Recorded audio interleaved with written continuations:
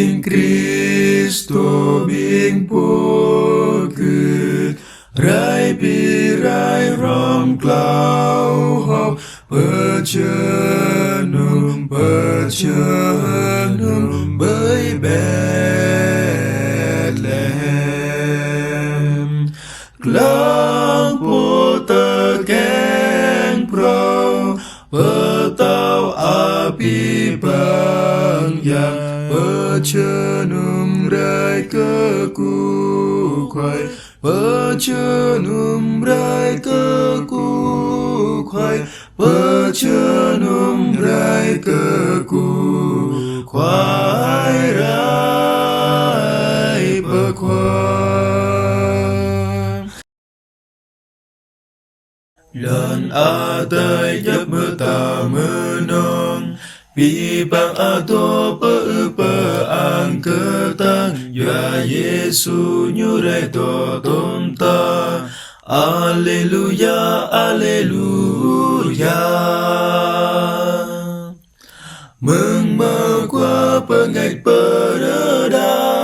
Rơi percerang perduai hitung keenam De Yesus nyurai cing menui Perdi kenyu api lan tenang Dan atai giấc mơ ta mơ non Vì bằng a tô bơ an cơ tăng Và Giêsu nyurai tổ tôn ta Alleluia, Alleluia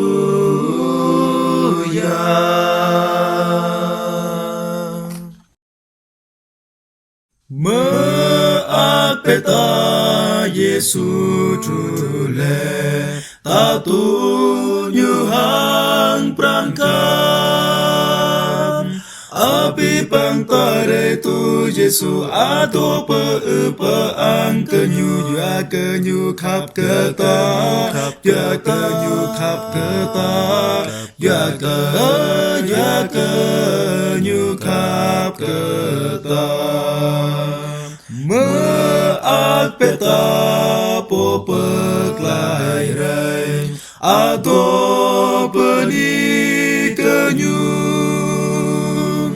Tom rengin lan ke yau petau ato pe ang ke nyu ta tu nyu hang prangkap ta tu nyu hang prangkap ta tu nyu hang prangkap